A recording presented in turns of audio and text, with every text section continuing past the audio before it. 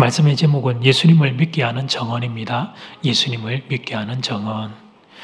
4살짜리 꼬마가 어느 날 아빠, 엄마한테 아빠, 엄마 결혼식에 했던 비디오를 보고 싶다고 요청을 했습니다. 그래서 결혼하고 난 뒤에 한 번 보고 구석에 처박아 놨던 그 비디오 테이프를 두 번째로 이제 꺼내서 아이가 요청을 해서 보게 되었습니다. 한참 재미있게 비디오를 보고 있던 꼬마가 갑자기 이 녀석이 느닷없이 울기 시작한 거예요. 그러면서 하는 말이, 아니 저 비디오 보니까 거기에 아빠도 있고 엄마도 있고 할아버지 할머니 있는데 나는 어디 있냐는 거예요. 나는 왜 나만 빼놓고 저기 나머지 가족들은 저렇게 다 모여 있느냐고 이 녀석이 그걸 보고 막 울면서 떼를 쓰기 시작하더니 눈을 동그랗게 뜨고 아빠한테 이유를 설명해 달라는 것입니다. 사랑하는 여러분, 이건 어떻게 설명하면 좋을까요? 그때 너는 아빠 뱃속에 있었다, 이렇게 설명하기도 그렇고, 여러분 같으면 어떻게 설명하시겠습니까? 야 이놈아, 그런 건 나중에 네가 다 나이 들면 알게 돼. 이렇게 꿀밤을 먹이면서 그렇게 말하면, 우리 생각에는 뭐 그렇게 말하면 될 것 같은데, 그런데 그 설명을 듣고 4살짜리 꼬마가 과연 납득이 될지. 살다 보면 이런 경우가 발생합니다. 분명한 사실인데, 사실 분명한데, 그런데 입증을 하라고 하면 난처해지는 경우에, 그것은 설명을 해도 듣는 이의 수준이 낮아서 듣는 이가 그걸 들어도 이해할 수 없는 경우가 있습니다. 예수님이 오늘 본문에서 그런 상황에 처해 계십니다. 예수님 당신이 하나님 아들, 하나님이심을 입증해야 되는 상황에 처하게 되셨어요. 이 순간 예수님은 어떤 방법으로 당신이 하나님의 아들이신 것을 입증하시는가? 오늘 이제 그걸 살펴보려고 합니다. 베데스다 연못가 38년 병자 치유 사건은 후폭풍이 불었습니다. 모든 병의 치유가 그렇지만 38년 병자의 치유는 예루살렘 이 성읍 안에서 센세이션을 불러일으켰습니다. 여러분, 38년입니다. 38년을 병으로 있던 사람이 벌떡 일어났으니 사람들이 놀라지 않을 수가 없었죠. 소문이 꼬리에 꼬리를 물고 번져갑니다. 너 알지? 그 사람이 일어섰대. 글쎄 그 사람이 병에 나았대. 소문이 막 꼬리를 물고 번져간 거예요. 그때 일부분의 유대인들이 이를 마땅치 않게 여겼습니다. 예수님에 대한 질투와 시기가 주 원인이었습니다. 뭔가 꼬투리를 잡을 게 없나 했더니 잘 됐다. 글쎄 이 치유 사건이 안식일에 일어났다는 거예요. 안식일에는 노동을 하면 안 되는데.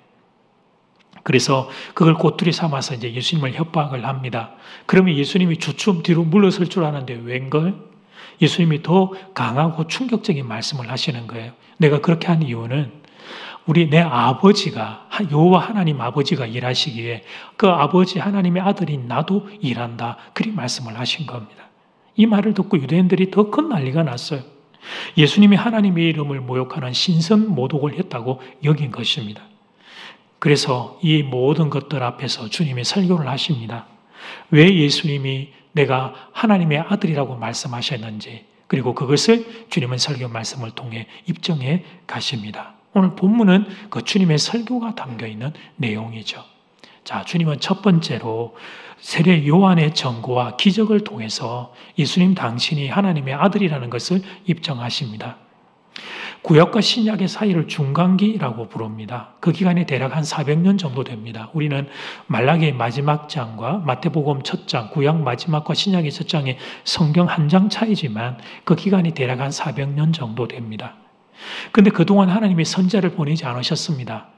유대인들은 400년 동안 하나님의 말씀을 듣지 못한 갈증을 안고 있었죠.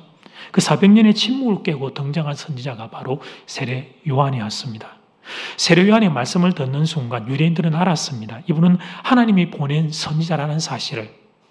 영적인 존재이기 때문에 그들도 우리도 설교를 딱 들으면 영적인 그 감격과 감동과 파워와 기름 부으심이 있는지 없는지를 여러분도 다 아시죠. 그런데 세례 요한에게는 성령의 기름 부으심이 있었어요. 하나님의 강력한 말씀이 세례 요한을 통하여 이스라엘 땅에 선포되었습니다. 현재 한국의 목회자 중에 유튜브 조회수가 높은 분을 찾으면 이건 뭐 개인적인 기준 차이가 있습니다. 제가 볼 때에 유기성 목사님 또 이찬수 목사님 이 두 분이 또 오르는데 당대 세례 요한이 마치 그와 같은 인기의 반열 속에서 있었던 거예요. 그 세례 요한이 이스라엘 유대 전역의 사람들이 이 하나님이 보낸 선지자라고 권위를 인정해 주었던 세례 요한이 예수님을 하나님의 아들이라고 정언했습니다. 요한복음 1장의 36절 말씀 보면 세례 요한이 무리들에게 말하죠. 예수께서 그니심을 보고 말하되 보라 하나님의 어린 양이로다. 하나님의 어린 양이라는 것은 구약 성경에 보면 오실 메시아를 예표하는 상징적인 단어 중에 하나거든요. 그러니까 세례 요한의 이 말은 이분이 오실 메시아다, 하나님의 아들이라고 전거했던 거예요. 세례 요한은 심지어 나는 이 진짜이신 이분의 길을 예비하고 준비하는 자에 불과하다고 말했습니다. 그래서 그는 예수님에게 모든 영광을 돌렸죠. 하나님의 아들의 영광을 예수님께 다 돌리고 예수님이 등장하시자 무대 뒤편으로 사라졌습니다. 당시 경건한 이들은 세례 요한의 이 말과 설교를 듣고 예수님을 찾아왔습니다. 그리고 예수님의 설교의 말씀을 듣고 예수를 나의 구주로 영접하는 이제 귀한 일들이 일어났습니다. 그런데 안타까운 것은 세례 요한, 그들 스스로가 권위를 인정해 주었던 세례 요한의 정언을 듣고도 많은 사람들이 예수님을 거부했어요. 그래서 예수님이 더 큰 증거를 이제 보여주시는데 그게 36절 말씀. 내게는 요한의 증거보다 더 큰 증거가 있으니 아버지께서 내게 주사 이루게 하시는 역사, 곧 내가 하는 그 역사가 아버지께서 나를 보내신 것을 나를 위하여 증언하는 것이요. 쉽게 말하면 공생애 가운데 예수님이 그 베푸셨던 기적, 이적 그것이 내가 하나님이 보낸 하나님의 아들임을 증거하는 것이다. 그리 말씀하신 거예요. 요한복음의 저자 사도 요한은 우리가 요한복음을 보고 있습니다만 그 많은 이적 기사를 이 요한복음 안에 다 담지 못한다. 그런 이야기를 후반부에 가면 하거든요. 선별을 해서 예수님이 하나님의 아들이라는 결정적인 증거 몇 가지 이적을 담고 있습니다. 우리가 이미 보았던 것은 물을 포도주로 만들었던 기적, 왕의 신하의 아이를 멀리 떨어진 자리에서 말씀으로 고쳤던 기적, 베데스다 연못가 38년 병자의 치유의 기적, 그리고 이제 우리가 다음 주에 봅니다만 오병이의 기적과 죽은 지 나흘이 되어 부패한 나사로를 무덤에서 불러내어 살리셨던 기적, 십자가에 죽은 지 우리 주님이 3일 만에 부활한 기적들을 요한복음 안에 딱 담아놓고 있어요. 예수님이 하나님이 바로 그분이신 것을 그 기적을 통해 증명한 거예요. 그런데 여러분 이제 이렇게 설교를 하면 이런 질문을 하는 분들이 있습니다. 공생의 당시는 목사님 오케이. 예수님이 기적이 있었던 거 인정합니다. 그런데 지금 우리 시대는 예수님이 여기 우리와 같이 계시지 않으니까 육신으로. 그래서 예수님이 육신으로서 우리와 같이 계시며 이 베푸시는 기적을 볼 수 없는데 어떻게 예수님을 믿을 수 있느냐는 질문이에요. 그런 질문을 하는 분들은 조금 마음을 조금 여시고 시야를 조금 더 좀 넓혀서 예수 그리스도가 주님이 특별히 성경의 세계관을 통하여 이 땅 가운데 베푸시고 있는 기적들을 보는 눈들이 열려야 합니다. 교회의 역사를 좀 보는 눈이 열리면 여러분 이 말씀이 지금 이제 우리에게 이해가 될 거예요. 기독교가 들어간 나라들에게는 세계 역사를 놓고 보면 그 귀한 변화들이 그 나라 그 사회 가운데 일어납니다. 기독교가 들어간 나라는 그 이전에 어둠 가운데 있다가 빛으로 바뀌는 역사가 그 사회에서 일어났습니다. 대표적으로 한국. 조선시대 말엽에 이 땅은 가난으로 점철되어 있었습니다. 우리는 실체를 사실 알 수 없습니다. 사진 몇 컷을 통해서 조선 말엽에 그 이렇게 참 빈곤한 삶을 사진으로 봅니다만 그때 그 가난을 우리가 알 수 없죠. 그런데 선교사님들을 통해서 기독교가 들어오면서 사회적으로 놀라운 변화가 일어났습니다. 당시 사회는 일부 다처제가 허용되던 세상이었습니다. 축첩제도, 돈을 주고서 첩을 사서 그렇게 놀이개로 삼던 그 일이 번번이 시행되고 있었습니다. 조선 전역에.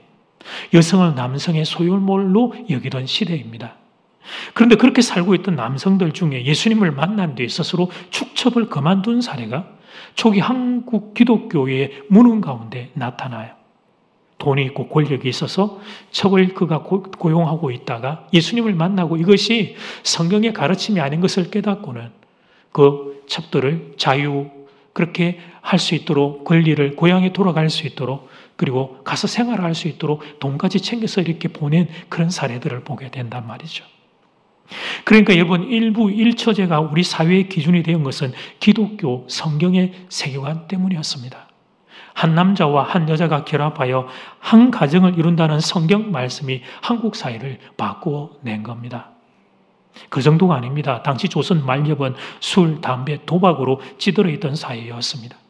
그런데 역시 예수님을 만난 사람들이 그 나쁜 생활을 하나씩 둘씩 버리기 시작했습니다. 가정의 소중함을 깨달았고 가장의 책임을 깨달았습니다. 아내와 아이들의 소중함도 깨달았습니다. 기독교 때문에 한국의 가정이 건강하게 회복되는 일이 일어났습니다. 여성이 남성의 노리개가 아니라 동등한 존재로 회복되는 기적, 그 기적이 기독교를 통하여 일어난 거예요.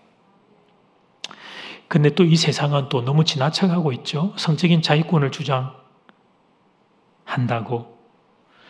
우리를 이렇게 복되게 건강하게 세운 가정을 세우는 우리의 이 건강한 가정의 근간이 되고 있는 성경의 세계관과 가르침들을 다 내다 버리려고 해요. 성경의 가르침을 선언하고 설교하면 그걸 법적으로 제한하고 그런 설교를 하지 못하게 하려고 하는 사회의 일각에서 일어나고 있는 참 어리석고 안타까운 모습들을 우리는 또 보고 있어요. 사랑하는 여러분, 아프가니스탄이 탈레반의 손에 다시 넘어갔습니다. 사실 여러분, 우리는 제3의 국가에서 일어나는 일들은 마음이 아파도 조금 아프고 말죠. 왜냐하면 우리는 다 자기 중심적이라 내가 피부로 경험하지 못하면 그 아픔을 잘 몰라요. 아프가니스탄에서 선교하다가 어쩔 수 없이 파키스탄으로 건너간 선교사님 개인적으로 교제하는 분을 통해 그 땅 가운데 들려오는 소식들을 들으면 정말 기가 막혀요. 탈레반은 이슬람 극단주의자들이라고 하죠.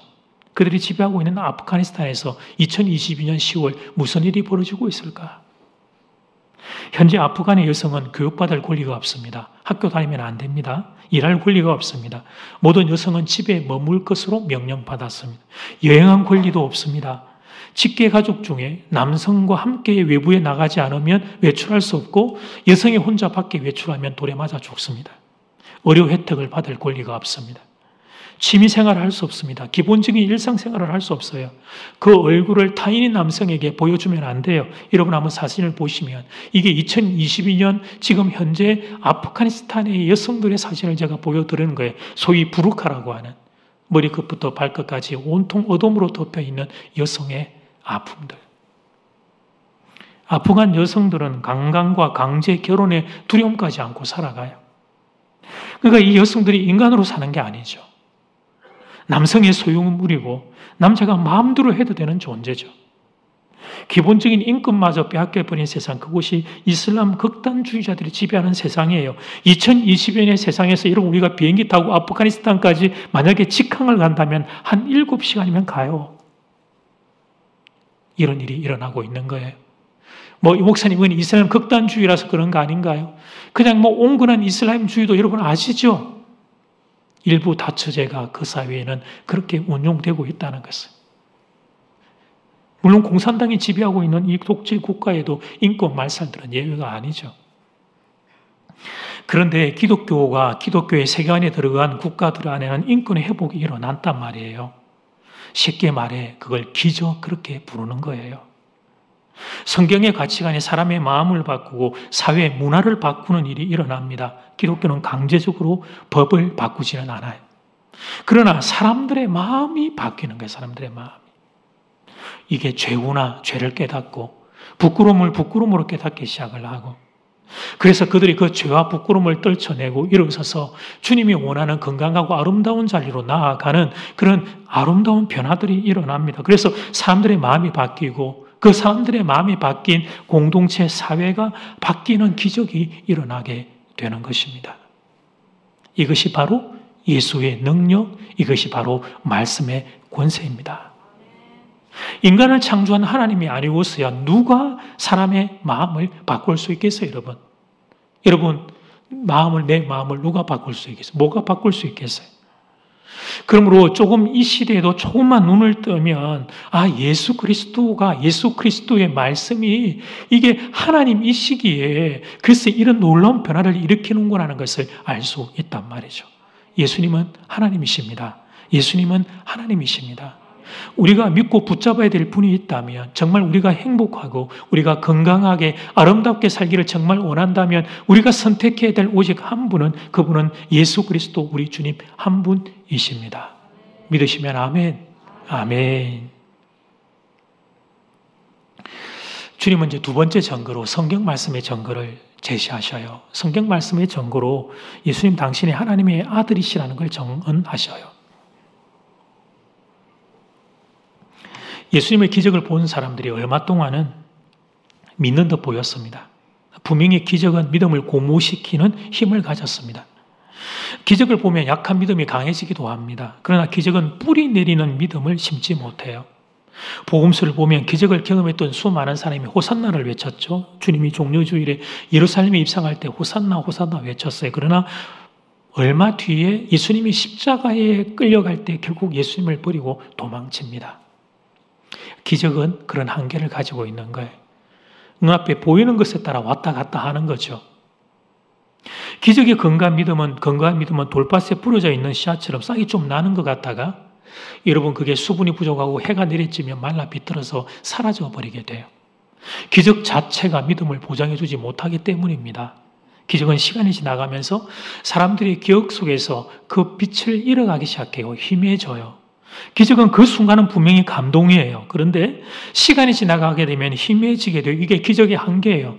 우리도 성도로서 이 땅을 살아오며 하나님이 베푸신 은혜를 경험했던 기적의 순간들이 여기 다 있어요. 그런데 시간이 지나가면 그때 그 감동이 이상하게 약해지고 희미해지는 거예요. 인생에 새로운 어려움이 오면 그러면 하나님 나 안 사랑하시나 보다 또 그런 우리 안에 의구심이 일어나게 되고 그래서 예수님이 최종적인 증거를 제시하셔요. 그게 39절 말씀이에요. 오늘 아까 같이 읽었는데 한 번 더 같이 읽어봅시다. 시작. 너희가 성경에서 영생을 믿는 줄 생각하고 성경을 연구하거니와 이 성경이 곧 내게 대하여 증언하는 것이니라. 아멘. 예수님은 당신이 하나님의 아들이심을 입증하는 마지막 증거로 성경 말씀을 제시합니다. 복음서를 보면 예수님에 대하여 오실 예수님에 대하여 구약 성경을 가지고 그렇게 인용하는 걸 우리가 많이 보잖아요. 심지어 주님도 설교를 하실 때 구약 성경을 끌고 와서 인용하시는 경우가 참 많아요. 예수님의 존재가 구약 성경에 예언되었던 내용의 실현이라는 것을 의도적으로 그렇게 입증해 보이는 거예요. 물론 지금은 광야에서 외치는 세례 요한의 증거는 우리가 들을 수 없죠. 세례 요한은 하늘나라에 계시니까. 예수님이 직접 육신으로서 이 땅에 생하시는 기적도 우리는 볼 수 없어요. 그러나 이 두 가지 증거가 신약 성경에 기록되어 있습니다. 그러므로 우리가 이 성경을 가지고 있다면 예수님이 하나님의 아들이심을 입증하는 증거를 다 가지고 있는 셈이 되는 것입니다. 그래서 정말 이 사실을 믿고 누구든지 마음을 열고 하나님의 말씀을 듣거나 하나님의 말씀을 읽으면 하나님의 아들이신 예수 그리스도를 만나는 기적이 그에게 일어납니다. 러시아의 문호 도스토옙스키는 제정 러시아 시절 사회주의 운동에 뛰어들었다가 체포되어 사형을 선고받았습니다. 그가 다른 사형수들과 함께 기차를 타고 동토의 땅 수용소로 끌려가고 있던 도중에 간이역에 잠깐 머물게 됐어요. 긴 거리를 가야 하니까. 그때 그 간이역에서 어떤 한 부인이 그 간이역 동네에 살고 있던 한 부인이 조그마한 책 한 권을 죄수들에게 건네준 거예요. 그 기차를 타고 긴 시간을 끌려가는 그들이 죄수들이 좀 보다가 다음 사람에게 그 책을 넘기고 그 다음 사람에게 그 책을 넘기고 결국 도스토옙스키 손에 그 책이 들어왔어요. 그 책은 신약 성경이었습니다. 그런 사형이 자기에게 집행되는 날까지 그 성경을 읽고 또 읽었습니다. 그리고는 이런 고백을 했습니다. 누군가 내게 그리스도가 진리가 아니라고 주장한다고 할지라도 나는 그리스도와 함께 있고 싶다. 지금 내게 가장 중요한 것은 신약 성경을 읽다가 만난 그 예수와 함께 있고 싶다는 것이다. 그가 극적으로 사형 직전에 살아나고 그래서 도스토옙스키가 그 이후에 썼던 많은 책들이 기독교 성경 안에 담겨있는 세계관을 품고 있는 이유가 여기에 있습니다. 예수님은 성경을 살아계신 하나님의 말씀으로 믿었습니다. 절대적인 근위로 받아들이셨습니다. 1.1억이라도 말씀은 땅에 떨어지지 않고 다 이루어진다고 선언하셨습니다. 예수님에게 있어서 성경은 모든 문제의 최종적인 답이었습니다. 그래서 생명을 걸고 우리 주님이 먼저 말씀에 순종하셨습니다. 사탄의 시험을 이기는 무기도 하나님의 말씀이었습니다. 사탄의 시험 앞에 주님이 금식하시고 굶주리셨을 때 사탄이 나타나셨던 시험 앞에 주님이 세 가지 시험 중에 대답하셨던 말씀 하나, 마태복음 4장 4절 말씀, 예수께서 대답하여 이르시되 기록되었으되 구약 성경에 기록되었으되 사람이 떡으로만 살 것이 아니요 하나님의 입으로부터 나오는 모든 말씀으로 살 것이라 하였느니라. 아멘. 돌을 명하여 떡덩이가 되게 하라는 사탄의 시험 앞에 주님은 이 신명기 구약의 8장 말씀을 가지고 오셔서 대항하셨습니다. 주님은 당신의 능력으로 후 불면 사탄을 소멸시킬 수 있고 손가락 하나만 내밀어도 사탄을 무너뜨릴 수 있는데, 근데 구약의 말씀을 가지고 사탄을 대적하신 것은 사탄은 어떻게 싸워 이기는 것인지를 몸소 보여주신 겁니다. 그리고 우리도 주님처럼 말씀 가지고 사탄의 공격과 싸움과 유혹과 시험을 이겨내라고 그 길을 우리 주님이 친히 본이 되어 보여주신 것이죠. 주님은 말씀을 가지고 당신의 신분을 증명하셨어요. 주님은 말씀을 가지고 당신의 문제를 해결하셨습니다. 우리도 그렇게 살라고.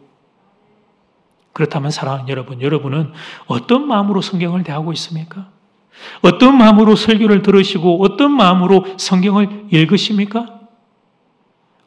성 어거스틴은 내가 성경책을 펴놓고 읽을 때는 글을 읽는 것이 아니라 하나님이 하늘에서 들려주시는 하늘의 음성을 듣고 있는 것이다 라고 고백했습니다.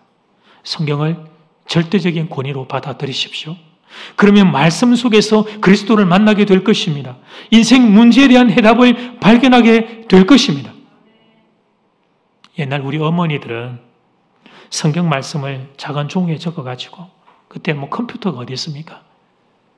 종이에다 그냥 이렇게 육필로 적으셔가지고는 집안에 곳곳에 붙여놓고 하셨습니다. 저는 저희 어머니도 그러시는 거 보았습니다.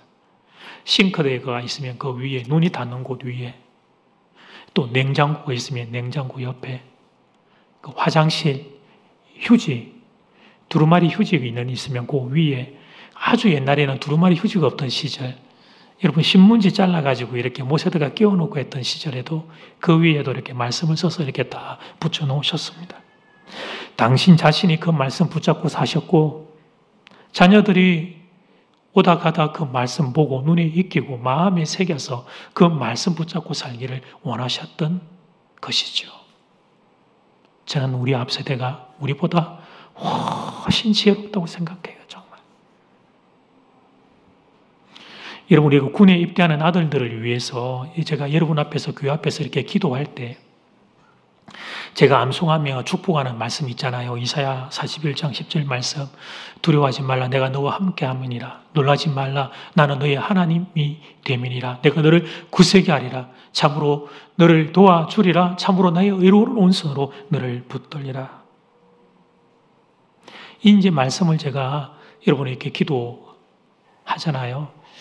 그러니까 한 아들이 휴가를 나와서 연락이 와서 제가 이제 밥을 사주면서 좀 만났더니, 목사님도 아시지만 제가 사실 신앙이 별로 없는 사람이잖아요, 목사님. 그런데 목사님이 그날 그 입대 전에 기도하실 때 그 말씀이 제 마음에 너무 크게 와닿았어요. 그래서 집에 돌아가서 이사야 41장 10절인 줄 몰랐으니까 그 구절을 기억해서 검색해서 요 구절 말씀 하나 이렇게 출력해가지고 그걸 들고 가서 군대 생활할 때 자기가 계속 그걸 갖다가 품에 넣고 다녔다는 거예요.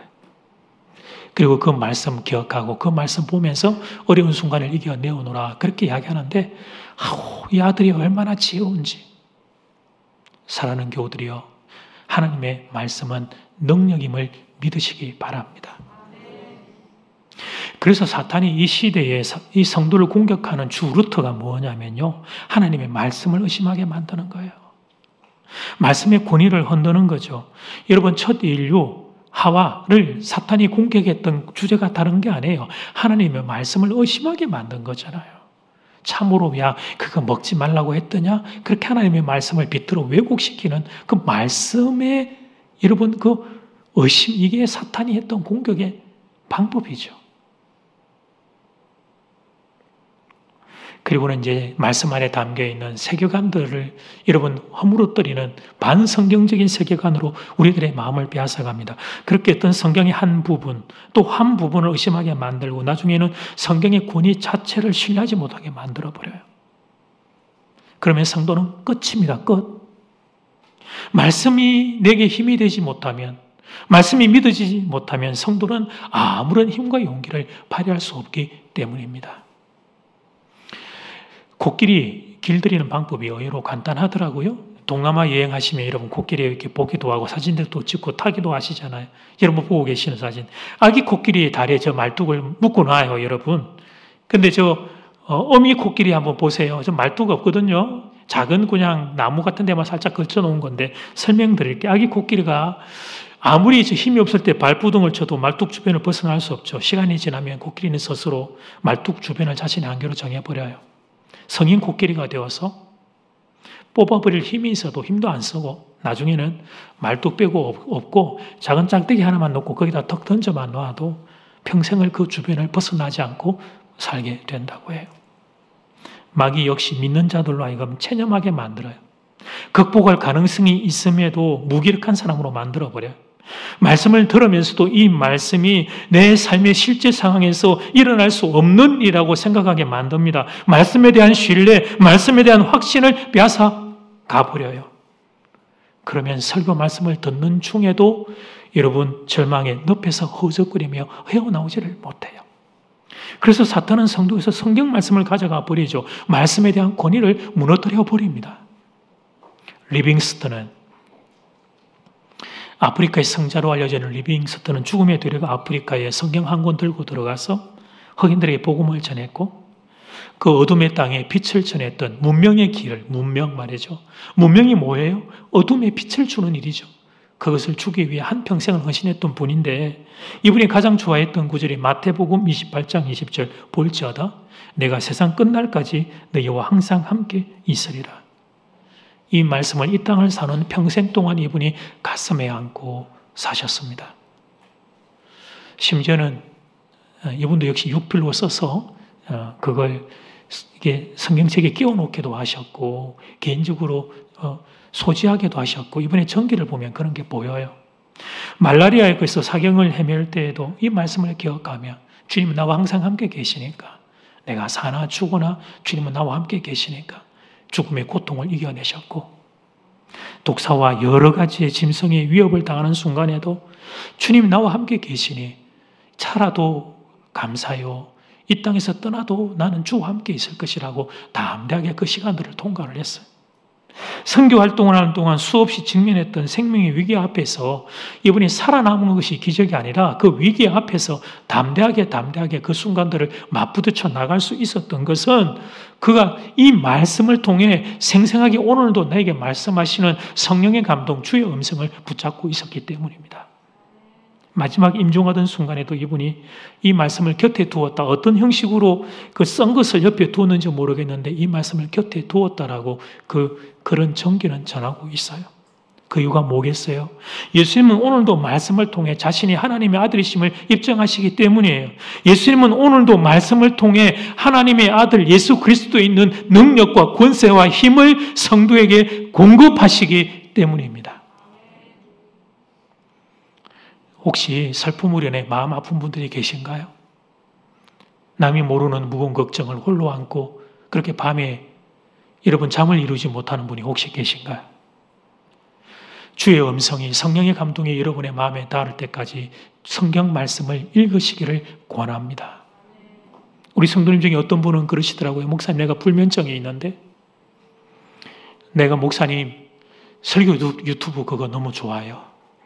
밤에 설교 이번 주, 지난주, 그 전주 라디오 텐텐키도도 그렇게 듣다가 내 마음의 두려움도 염려도 떠나고 이상하게 평안이 찾아오면 그러면 또 밤에 잠이 들곤 해요. 그렇게 말씀을 하셔요.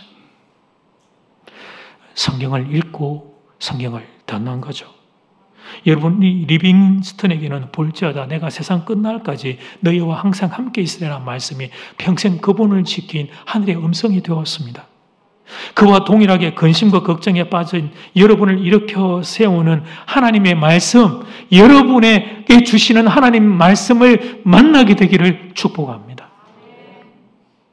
우리의 문제는 하나님께서 성경을 통해 말씀하고 계시지만 듣지 못하는 데 있습니다. 더 정확하게 말하면 들을 생각을 안 하는 데 있고 더 정확하게 말하면 그런 기대조차 없는 데 있습니다. 주의 음성을 듣기만 한다면 그 말씀이 우리의 근심과 걱정을 이기게 할 겁니다. 고통 속에서도 순교를 당하셨던 신앙의 선배들, 고통 속에서도 십자가를 지며 찬송하며 걸어갔던 그 비결이 바로 여기에 있는 것입니다.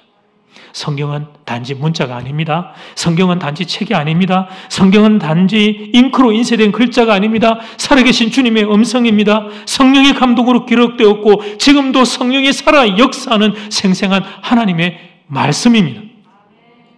이 말씀이 하나님의 아들이신 예수님을 증언하고 있습니다.